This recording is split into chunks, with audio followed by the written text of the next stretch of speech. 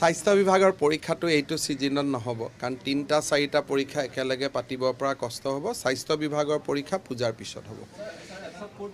চবত আমি ইণ্টাৰনেটৰ ব্যৱস্থা লৈছোঁ 4th গ্ৰেড 3rd গ্ৰেড কাৰণ তাতে 30,000 পোষ্ট, কিন্তু য'ত 500 পোষ্ট 200 পোষ্ট তাতে আমি ইমান ষ্ট্ৰিক হ'ব নালাগে। অকল এই দুটা পৰীক্ষাতে আমি ষ্ট্ৰিক হ'ব লাগে।